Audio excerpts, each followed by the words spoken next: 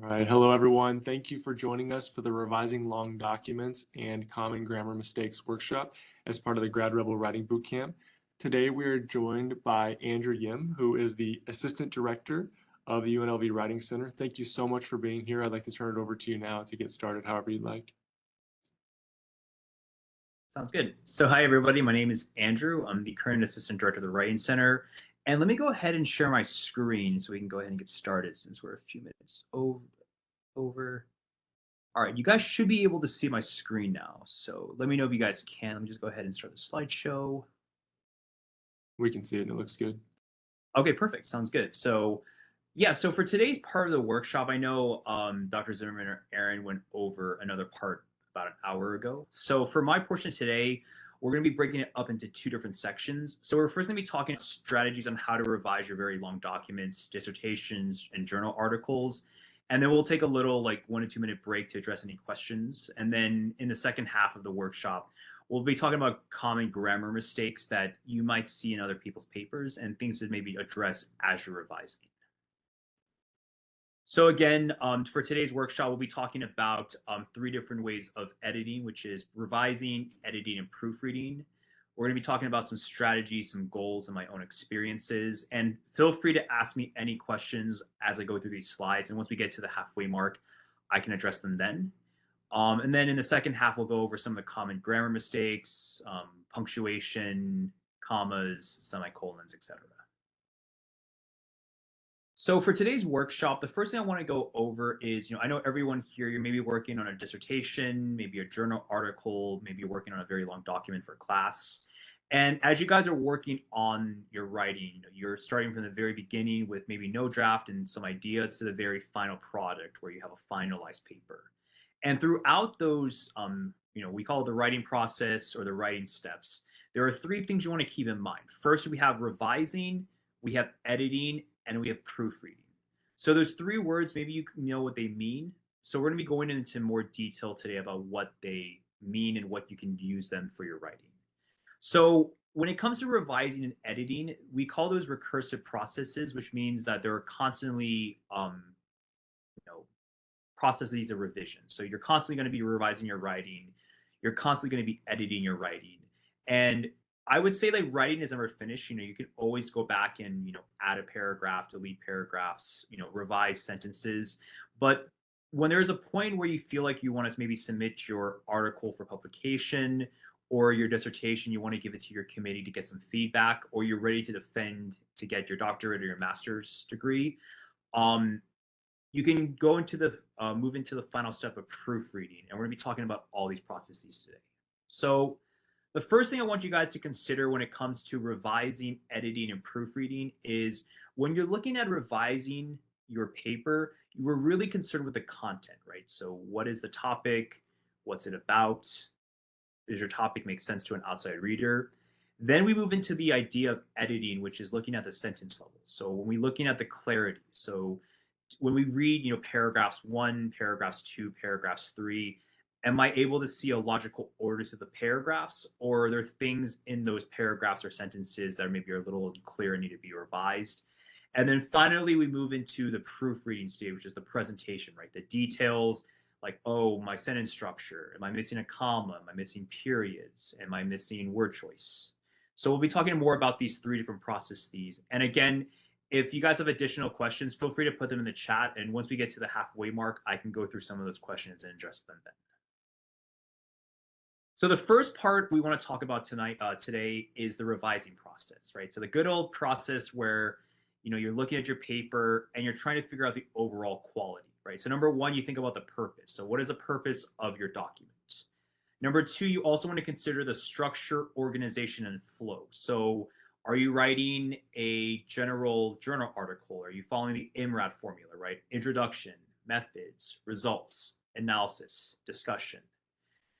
Also narrowing down your topics and ideas. So if you're working on a dissertation topic, is it focused and clear to your committee, or are there topics or themes that are unclear to them? And then finally, making sure that you're constantly connecting your thesis to your key ideas.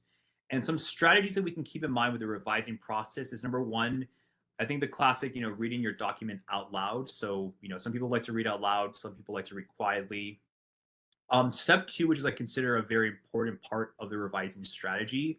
So for everyone here, when you guys go through each of your paragraphs, go ahead and look at your first sentence and maybe show it to a friend or show it to a colleague and ask them to read the paragraph and then have them tell you when they read the first sentence, what is their interpretation of your paragraph. So this is a very helpful strategy is if someone can read your topic sentence and understand what your body paragraph's about, you're heading in the right direction. If someone reads your topic sentence and they tell you, it's kind of clear, but I have some questions, you might need to go back and clarify and narrow down your topic sentence. Number three is working on an outline of your key ideas. So everyone likes to outline differently. Some people like to do the reverse outline, start from the end and work way to the very beginning. Some people like to kind of make some general notes and start typing. Number four, and this is where the Writing Center can really help serve you guys. So the Writing Center, we offer face-to-face appointments, virtual appointments through Google Meet, and also you can send us your document through Google Docs, and we can give you feedback after 24 to 48 hours. So someone else can provide you feedback.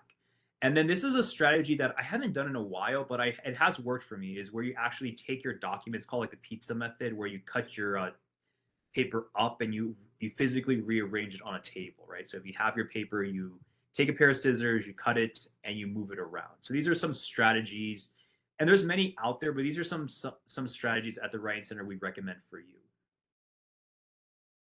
So in addition to the revising strategies, once you get down to the revision, then we move into editing, right? So once you have a more focused topic, people can understand where your topic's going, then we want to consider your actual, document. So the clarity of your overall document. So number one, when someone's reading your sentences, your paragraphs, if you have, very long paragraphs or very long sentences, you might want to break them up. Number two, this is something to also consider as you're writing, is breaking down the wordiness or removing jargon. So if you're writing for an outside audience, you want to consider, the words you're using, and does your audience understand the terminology or not? In addition, understanding what word choice you're using for your article or for your journal. So as you guys are writing and going through different words or phrases, considering it maybe makes sense to you, but if an outside audience, your committee, another journal article editor, will they understand your meaning, or do you need to go back and clarify things? In addition, we'll talk more about this later on the PowerPoint, but thinking about using a scholarly and inclusive tone. So a lot of academic articles or publications are looking for a certain tone when you're writing. And then finally, this is one that a lot of dissertation writers have to consider is, how many direct quotes are you using and how many paraphrases are you using in your dissertation? So, right now I'm a current PhD student working on my dissertation at another university, and navigating how many direct quotes I'm using, how many paraphrases I use, especially if you're submitting to an article down the road. So here are some strategies that you guys can consider for editing. So number one, eliminating vague words. Number two, highlighting technical terms and smart sounding words. So for 1 and 2, I would say this is going to really be dependent on, number one, who your audience is. So for example, if your topic is transfer, which is my dissertation topic, right? My dissertation director, some of the people in the field, they know the term transfer very well. So I maybe don't need to go into much detail. On the other hand, if you're writing on a topic and your dissertation committee doesn't really have a good understanding of what the topic's about, you might need to go in and highlight the technical terms more than I would for my committee, since they know transfer very well. Then also number three, make sure when you read each sentence that see how it fits on its own and also in the context of the paragraph.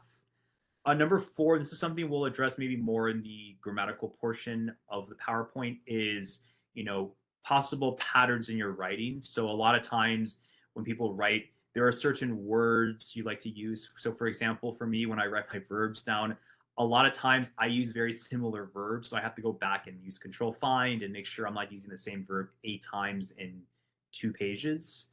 Also making sure you guys are cutting down the non-essential words. So this is something that after you write your initial draft, you get to the editing portion, cutting down the words you use, and then finally, just double checking long sentences. So I've seen, paragraphs where people will write literally half a paragraph in one sentence. So, breaking it up will help readers more easily understand this process. And again, if this is something you have struggle with, we all, as writers, we all struggle with editing. I do in particular. Feel free to use the Writing Center as a resource, summer, fall, or spring.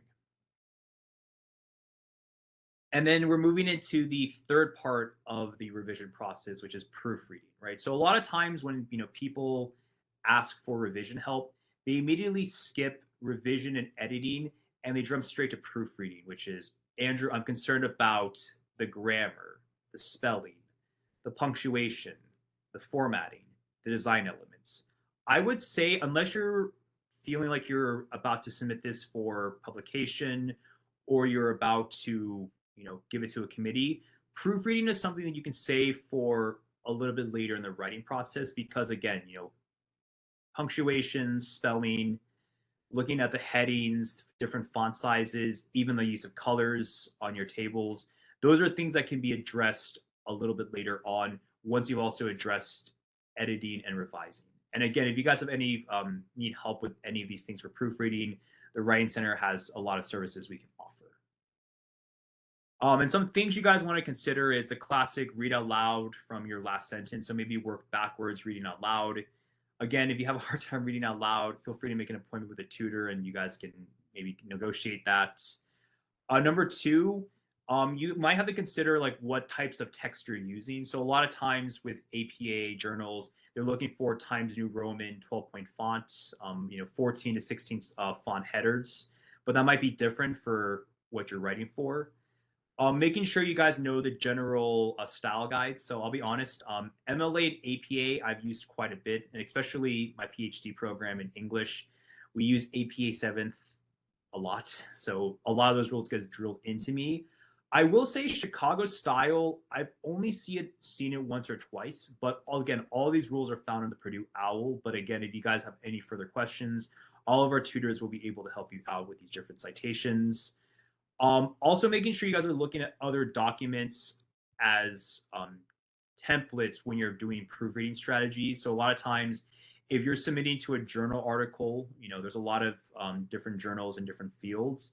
Take a look at the actual journal and then look at some of the example articles from that journal. Because a lot of times, a lot of the journals have very similar styles of writing / structures. And then finally, this is something that you guys can learn as self-editors is over time, identifying your most common maybe writing mistakes or writing errors or patterns of error. So for mine, for example, I really struggle with verb choice. So I'll use very similar verbs a lot in a paragraph. So I have to constantly go back and make sure I'm not saying, this verb 8 times. So these are things that you guys will learn over time. And if you have any questions, I'll address them in the middle half of the presentation. So before we get to our break, some other things you guys want to consider besides, revising, editing, and proofreading is also this idea of clarity. So a lot of times clarity means, just being brief, right? Just trying to take out all the words that are, extra, take it out, and trying to say things in the least amount of words as possible. So here are some examples, right? So this is something that myself and other writers, we're always working on this, right? It's the idea of being too wordy. But Andrew, I need to hit the 10,000 word limit. Well, if you have to hit the limit, you can hit it first and then go back and address some of the wordiness issues. So for example, we have 3 examples. Example 1, you guys can see that the example says there are many causes of poverty. They include. So in this case, you can just take out the word they and bring it together because they is a pronoun. You don't need it. It's extra information. Same with the second example here. You guys can see the bigot caused the introduction of anger into the situation. You could just say the bigot introduced anger. So again, the introduction of extra words. And then finally, sometimes you might use a very long sentence or phrase, and you could replace it with a simple word. So again, these are things that take time, but these are some hopefully strategies that you guys can start thinking about as you revise. All right, so this is one I want to definitely talk about in particular. So for everyone here, so I work in writing centers, and my dissertation research is on transfer. And when you guys are writing for a certain audience for your dissertation members or for a journal article, you have to consider the jargon you use, because number one, if you're writing for an audience who knows your topic really well, you might not need to like include all of the definitions in detail, right? You could just say the word and your audience would probably know, okay, this is what the term means. On the other hand, if you're writing for an audience that doesn't know your journal or your topic very well, you might need to go into a little bit more detail to explain yourself. However, you don't want to spend an entire paragraph trying to explain your topic. So, for example, my topic is transfer of learning. And for some of you here, maybe you know the term, maybe you don't. So the easiest way to define transfer of learning is the previous learning you've done in your previous environment. How does that affect your learning in your new environment? Classic example is if you learned to play piano 10 years ago, how do those skills of playing piano 10 years ago affect how you play music or learn music in a new environment? So hopefully that example made sense, but that's what you're trying to work on with jargon is if your audience knows your topic very well, you don't maybe need to be as wordy. On the other hand, if your audience doesn't know your topic, you might need to explain yourself, but make sure you're not over explaining to the point where your audience gets lost. In addition, consider the style. I think everyone knows with the academic world, it's very much about style, APA, MLA, don't use slang, don't use casual language. And again, it's just very contextual on who your dissertation members are / the journal you're applying to. So a lot of these style requirements will usually be listed or explained. In addition to, you guys want to also consider your tone. So I know when it comes to topics we're very passionate about. So for me, I love writing center work. I love transfer work. I can get very passionate about it. But when you're passionate, sometimes you write with passion, and you want to consider how your audience interprets the words you say. So here are two examples down below, right? So for example, say I wasn't a fan of a policy, and my simple statement was, opponents of this measure are crazy. Right? So I'm basically telling the entire audience that everyone who opposes this measure, they're just crazy. Which again, in an academic world and academic context, can make you some enemies, and also it may not be getting your point across. Considered when we consider in the orange down below, those who oppose this measure may not be considering all the relevant information, right? So there's a little bit more neutral. So when you guys are writing with tone, you want to pursue topics you love, right? Like we all love to write topics, STEM, humanities, but consider the tone you're using, and consider, what you're actually trying to convey to your writer, because these two are very, very different in meaning, but the writer may be going for the second definition. All right, so we're almost towards our break. So the other things you guys want to consider too is this idea of inclusivity. So when you write, you want to think about who's your audience, right? So these days in academic writing, MLA, APA, they're actually trying to turn away from he or she, and they're actually encouraging the use of they, because they don't want gender to be unknown or make assumptions. So if you quote an author or you quote somebody and you don't know their exact gender, MLA and APA advocate for they. In addition, in academic writing, they're trying to turn away from gender neutral pronouns. So inclusivity is something you guys can consider as you write. And in addition to some things when it comes to writing, we have the differences between STEM writing and the humanities. So again, I'm in humanities, so I do a lot of, simple statements, questions. I use varying length of sentences, and I use active and passive voice. I do know when it comes to, science, technology, engineering, and math, a lot of times you'll use short sentences, get right to the point. Active voice is more encouraged. Passive voice depends.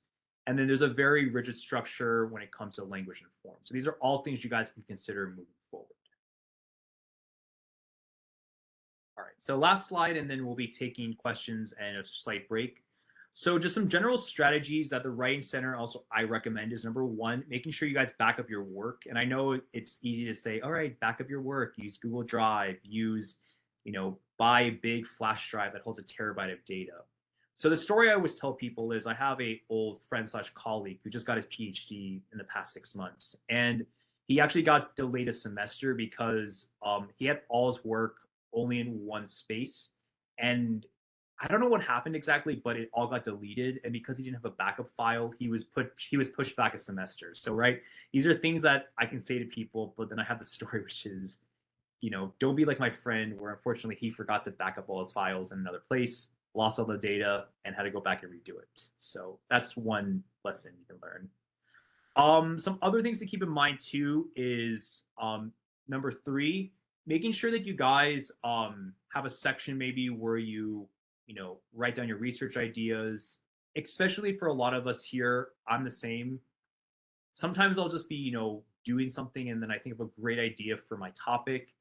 And I used to not write the ideas down. And then the next day I would be like, what did I say or write down? So I would highly recommend you guys have sections where you can write down your notes, your thoughts, and also consider color coding your sources and themes. So for anyone here who are doing interviews for your dissertation project, I'm doing interviews right now. When I've had to take my data sets, I've had to actually color code all of the different types of data. So green was theme 1, yellow was theme 2. So consider color coding all your themes for your files. So that's all I have for the first half of today's section: revising, editing, and the different strategies. So if anyone has any questions, feel free to write in the chat box. We can take some time and then we can move on to the grammar portion. While we're giving time to participants to write in the chat, I have one for you if you don't mind. Yeah, sure. So I appreciate you bringing up jargon because I think that I struggle with it given that I learn new terms, I learn more deeply in my field, and then I want to use the terms that I see in the literature. I've also seen it argued that it's preferable to write in a way that's accessible to everyone so that writing, especially in STEM, gets translated to a lay audience. And so I'm curious where you stand on whether or not we should limit our jargon or completely remove it and write despite our audience for everyone, or if we should still stay targeted toward an audience in our field. Mm-hmm. Yeah, Dustin, that's a really good question. So I would say you can approach it from different perspectives, right? So I do think when it comes to jargon, if you can give a 1 to 2 sentence synopsis of the term, I think that can be very helpful for an overall audience, right? So I do agree with that, right? I do think for any term, if you can define it either in the paper or with words with the 1 to 2 sentences, that should be enough. I also will say too, just with different journal articles I'm working on right now and even my committee, people will tell you sometimes that, you're over explaining the term or you're under explaining the term. So it can also be subjective in the sense that, your committee might say, explain this term more, and that other term, Andrew, oh, we understand it. You don't need to go into much detail. Same with the journal, right? The journal might say, all right, the blind peer review, this term needs more information. The other term does not. So I would say it can be relative, but just in case, right, be able to make sure you can explain the term within 1 to 2 sentences. I think that would be my general piece of advice. I hope that answers your question. It does. Thank you. Sure. Was there a question? Sorry, go ahead. Was there a question about color coding? Did I miss something? I don't see one in chat now. Okay. They sent it to me privately. I can just address that. Yeah. It's easier. So yeah, when I said color code my themes, so when it comes to interview data, so when you guys are, if you ever are interested in data collection, there's a book by an author called Sadanya. It's I think 2009. So for anyone here who's doing qualitative interview datas, Saldana is a big proponent of color coding your themes. So for example, I interviewed Dustin about the use of jargon. So question 1, what is your thoughts on jargon, right? And then he gives me his like very, long answer, which is, really helpful. What I would do with the color code themes is like, okay, I'll go through his answer and I'll look for different themes and I'll color code it. So say, for example, theme 1 was, all right, Andrew, you need jargon all the time. All right, that's theme 1. Green. Anytime he says we need jargon all the time, I highlight that in green. And then, other examples he brings up, like I would highlight them in different colors. So I hope that makes sense. If you need further clarification, let me know. I don't see any other questions, Justin, so I think we're good to move on then. Yeah, absolutely. All right, so that was the stuff about, revision, editing, proofreading. So we're now going to be moving into, grammar, and I'm going to be going over the general grammar rules with you guys today. Again, if any of these are hard to catch on your own, or you need some time to process this information, feel free to come to the Writing Center. A lot of our tutors will be able to help you address a lot of these grammatical issues. So the first one you want to obviously consider is verb tense. So a lot of times when it comes to APA or MLA, they talk about, present tense, the past tense, present perfect. And I had to actually look at present perfect a few days ago. So present perfect is, your past actions that are related to or continuing to the present. So these are the 3 common tenses that you guys will see in APA or MLA. And again, when it comes to MLA or APA, they can be very specific on, when you use past tense, when you use present tense. So a lot of the formatting guides will have that information available to you. In addition, down below, we have some examples when it comes to using verb tense.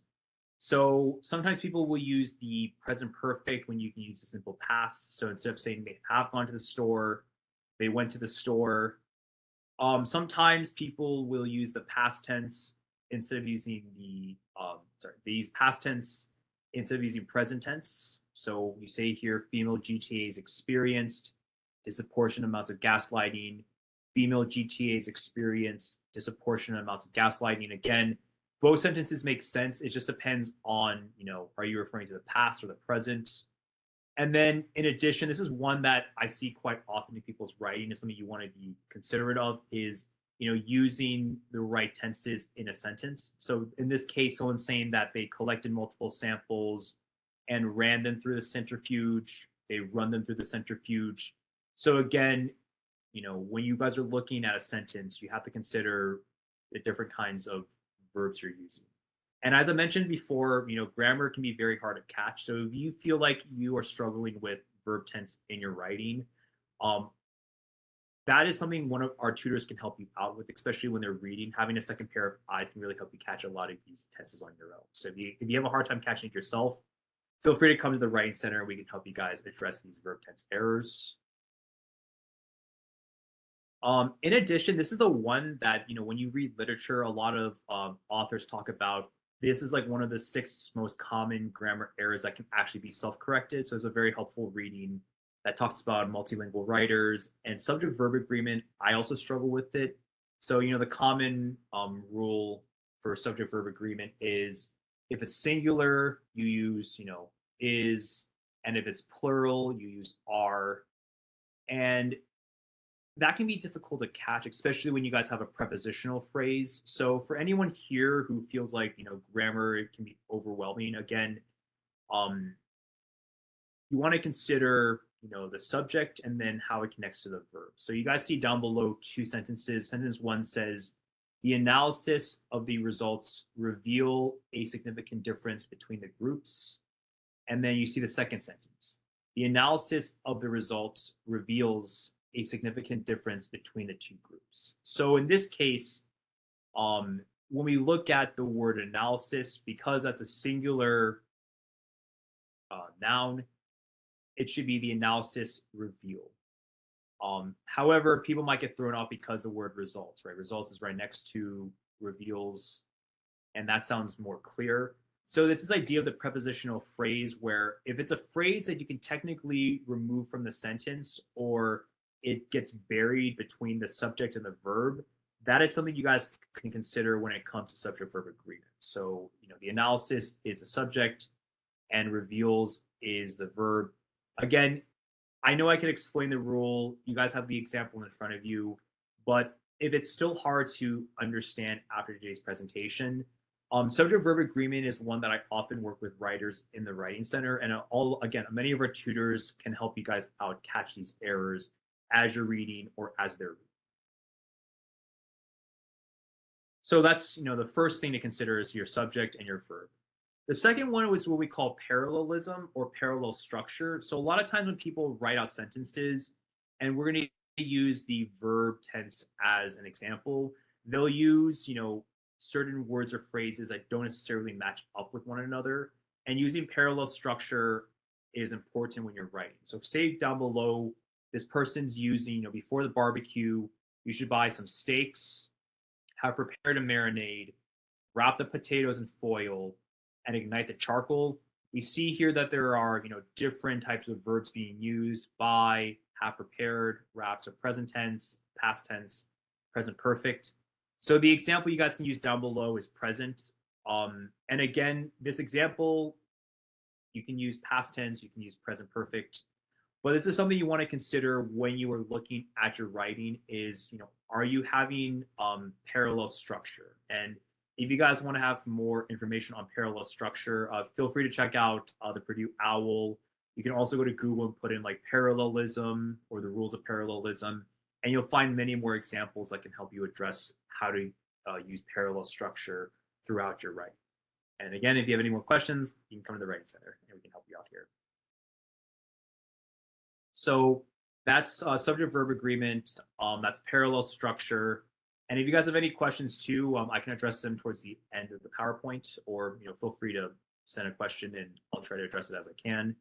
So the next one we want to address here is the independent clause and the dependent clause. So an independent clause, I think many people are aware of the rule. So independent clause is a full-on sentence, has a subject, has the verb, and it can stand by itself. On the other hand, we have a dependent clause. We call it incomplete sentence. Generally, there is a subject or verb, but when people read it, it might sound incomplete, or there might be some words that can be added to it. So the way to look at it is, if you think of what a sentence is an independent clause. If you think of an incomplete sentence or a sentence that's not complete, you can also call it a dependent clause. So those terms are there if you guys want it, and if you're interested. So in addition to the independent clauses, a dependent clause we also call a fragment. So a lot of times these are things you guys consider when you're writing very long documents or when you're reading your papers is, when you read through a sentence, are you using the correct punctuation or do things need to be added to it? So for example, if we read this top sentence, because the results were inconclusive, right? So on its own, this incomplete sentence, it makes sense to the reader. But for me as a tutor, I'm thinking, okay, the results were inconclusive. Why were they inconclusive? How are they inconclusive, right? So there's I think additional words that can be added to it. And then, there's two examples in red that can further highlight how to expand on a fragment. So in this case, we have the experiment was halted because the results were inconclusive, and because the results were inconclusive, the experiment was halted. So as you guys can see in this case, a fragment can be added to before, or if it's added to after. Generally you would use a comma between two separate fragments in some sentences.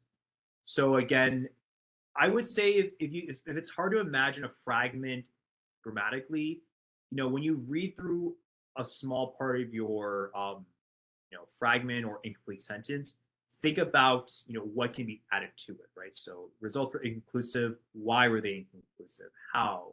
What? Who? Where? So if you are having a hard time adding to your fragment, just start asking questions, and I think through questions you will get to a more substantial answer. So again, fragments, instead of using a period to break them up, you would use a comma. We're going to be going over comma rules for the next 4 to 5 slides. So in this case, you guys can see the first sentence is a complete sentence. our lab published 5 papers this year. And then the next sentence, there's not necessarily a complete subject, which made this our most productive year ever. So in this case, when you have a dependent clause and an independent one, you can generally put a comma in between the dependent clause and the independent clause, or vice versa.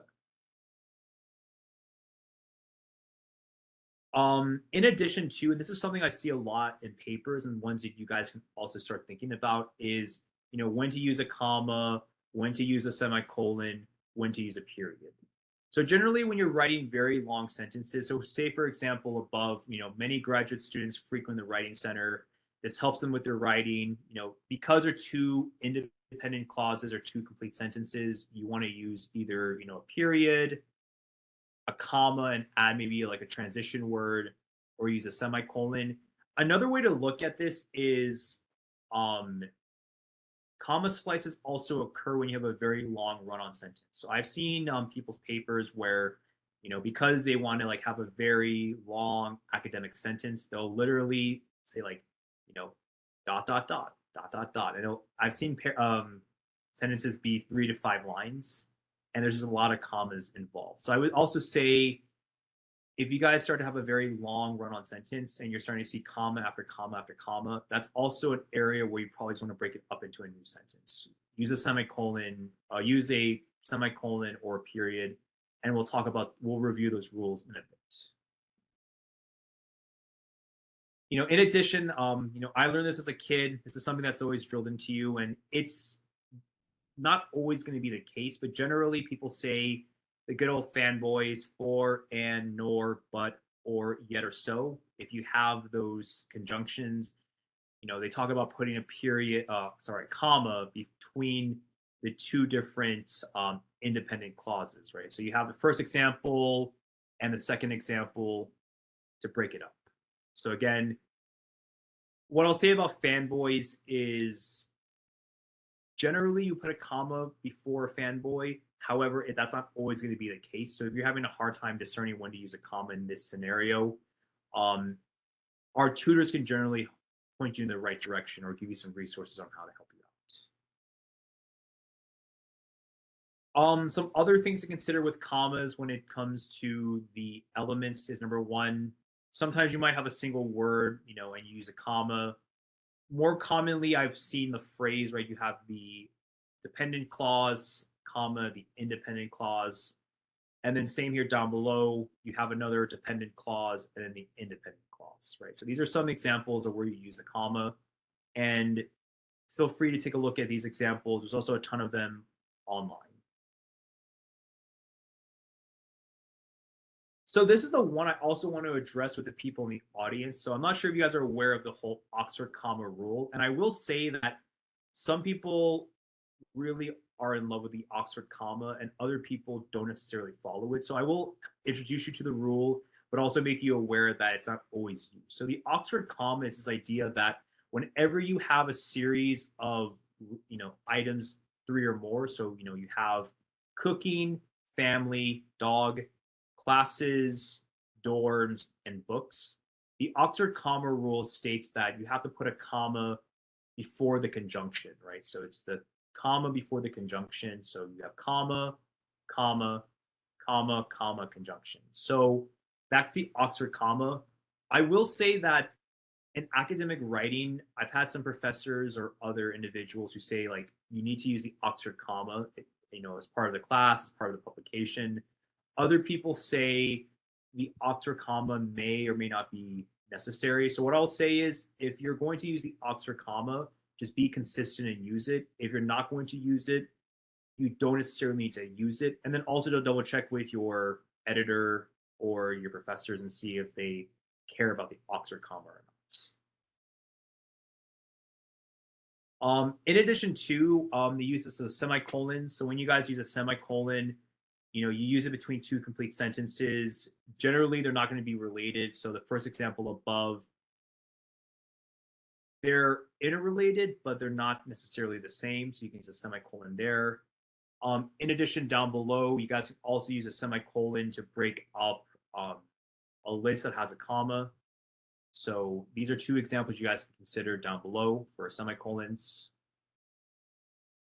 In addition to, we have this idea of colons. So when we use a colon, you guys can use it between directly related clauses or phrases. So for example, down below, we read the sentence, the professor's actions were justified because they were within the guidelines of the department policy. So because the sentences are very interconnected, you guys can use the colons to break up both sentences. And if you choose to use a colon in the sentence, you may use a lowercase letter or a capital letter. It doesn't really matter. You can follow either example. Also, on the other hand, you can also use a semicolon here too. You can also use a period. I think in this case, this rules, it's up to you to choose to use the semicolon, colon, or period. More commonly, I've seen the colon used with a list or statement. So for example, if you're going to list, puppy therapy is useful for various groups, group 1, group 2, group 3. I've seen a colon used in this case. I've also seen the colon used when you talk about different options, option 1 and option 2. So these are other examples you guys can consider.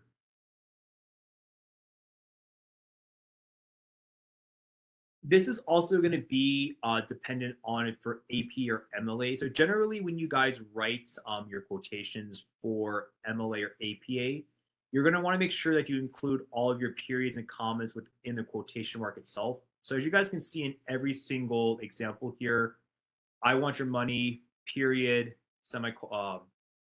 quotation mark. This is a stick up, period, quotation mark. So you guys can see here that whenever you guys write a quotation mark, you want to make sure your periods and commas are in the actual quotation mark itself. And in addition to, if you guys are using colons or semicolons, generally those can be put outside the quotation marks. And as you can see down below, you have the colon before the quotation mark, you have the semicolon after. And again, these are just some rules to keep in mind. And you can always double check AP or MLA depending on what citation source you use. So that is moving into our end of today's session. So number one, when it comes to revision, editing, proofreading, those are all different processes that you guys can kind of work into your own systems. Number two, making sure you guys look back at the models and checklists. So when you look at the different types of journals you're writing for and dissertations, if you have any models on hand, see what they're doing.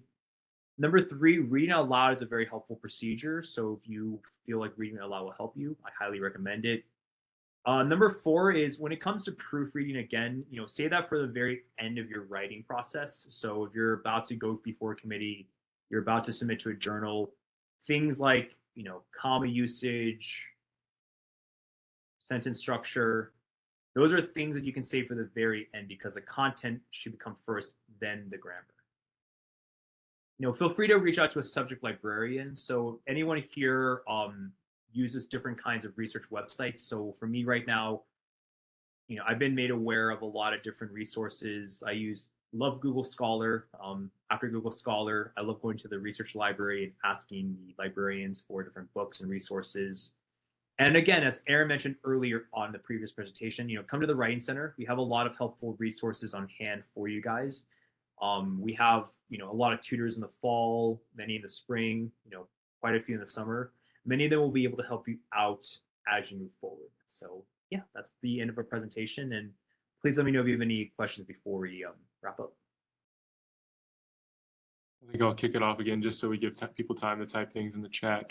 One thing that I'm very interested in and I've been doing for a while is what you mentioned early on in your presentation about writing more inclusively.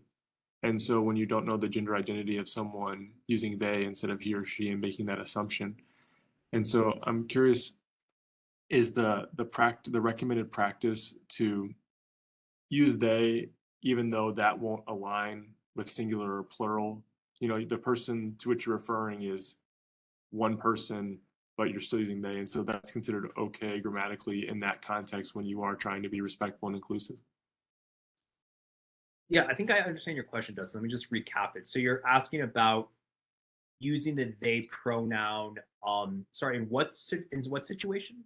So say that you are referring to a researcher and you don't Mhm. know if that person prefers he or she, and that's just one person, and you say, they conduct. You switch to they, and but that's not going to line with the fact that the noun that the pronouns for is a singular is singular.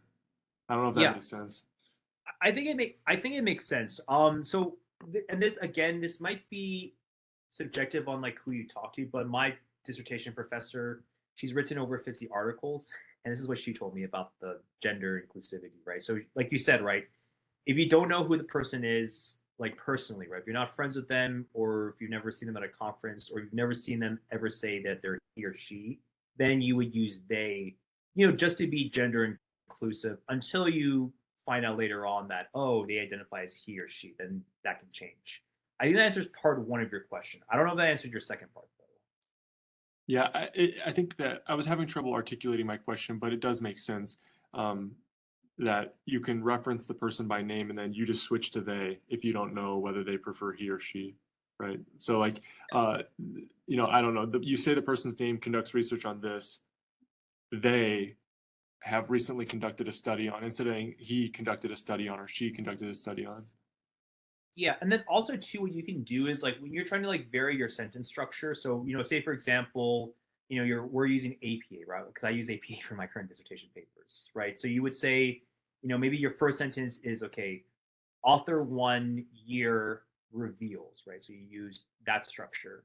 And then if you have a sentence where you don't want to use the they pronoun over and over again, you could switch to, all right, the actual sentence, and then at the end of the sentence you put the citation, right? So you would say like, all right, the study revealed, or something something something, and then at the end it's author's name, year of publication. So that's what my professor also taught me was, switching off, especially if you're using APA or MLA, sometimes use the citation at the beginning, sometimes add the citation at the end. So you don't always have to use they, because that can become repetitive too.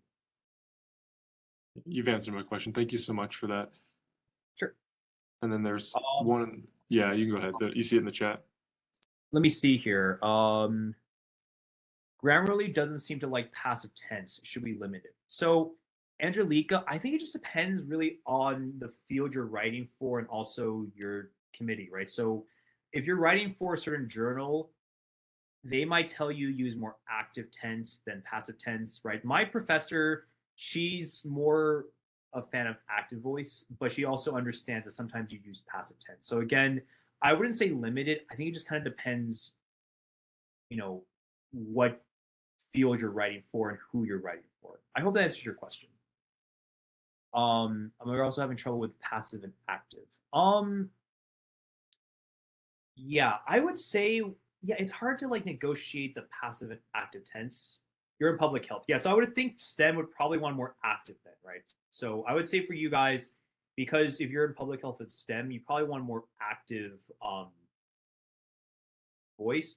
But I've also mentioned to you before too, right? Proofreading is like the third step in the revision process. So first focus on, does your topic, is it clear? Is it concise? Then look at, your overall structure of your paragraphs. Okay, is it clear? Then move into the actual passive voice, right? So passive voice and active voice, I would save that for the very end of the writing. Because if you get caught up that at the very beginning, then you're going to get buried in the active and passive. So I would save that for a little bit later on as you write. Andrew, another question I had, you really enlightened me early on in the presentation when you broke down the differences between revision, editing, and proofreading. I mean, I'm about to turn 28. I'm in a PhD program entering my 4th year, and I never really knew the differences among those three things. So my question is, when you work, in your experience, working with different advisors, you're in your PhD program, I think you mentioned earning a master's, if that's correct.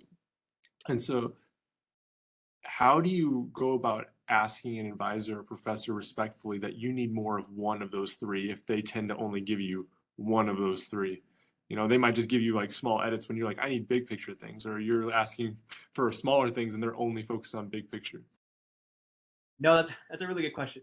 No, that's a great question. So I have a lot of other friends who are doing PhDs, right? So we're in that PhD club, right? So I would say, no offense to your advisor, whoever it is, right? So you're going to get different kinds of feedback from different kinds of people. So I would say if you feel like your advisor or committee is giving you feedback that's helpful, but maybe they're not focusing on certain things, you might have to, find another PhD friend or another writing center tutor to give you that additional feedback. Because sometimes, I haven't been in that situation yet, but I've known people, right, where um, they're a great committee, but they're not getting something.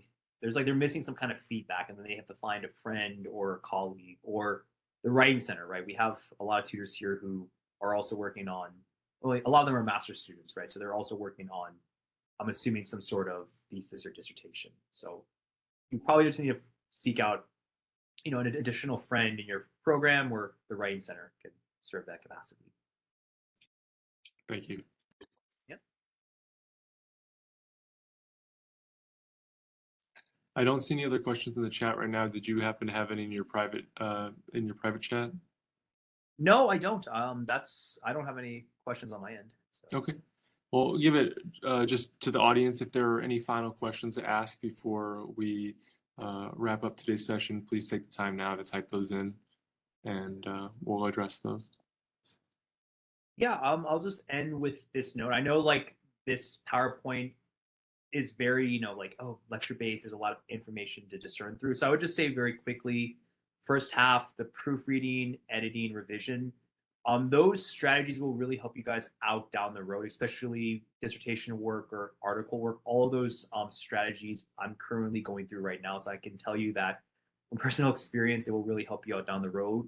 When it comes to like all the grammar things that we went through today, those are just like more of a general overview of what to be aware of. I understand that, it's not you're not going to become a master of grammar in 35 minutes. So what I would say is if you guys are having trouble with, verb tenses, word choice errors, etc., feel free to come to the writing center, and I highly recommend you make an in-person or virtual appointment where the tutor can actually, sit down with you and you guys can talk one-on-one on, certain maybe grammatical errors you're making and how you can address those. So yeah, those are my 2 cents. So. That's great advice. Thank you so much. Well, everyone, thank you for being here. Please join me in thanking Andrew for his time and expertise. We really do appreciate it. And it's through volunteering to present like Andrew's done that we can really make Grad Rebel Writing Bootcamp happen. So thank you again. And if you would like to watch this again and learn about some of those things that Andrew talked about, please look later on the Graduate College YouTube channel to rewatch this. Thank you, everyone, and have a wonderful day. All right. Thank you, guys. Have a nice day. Thank you. Appreciate it.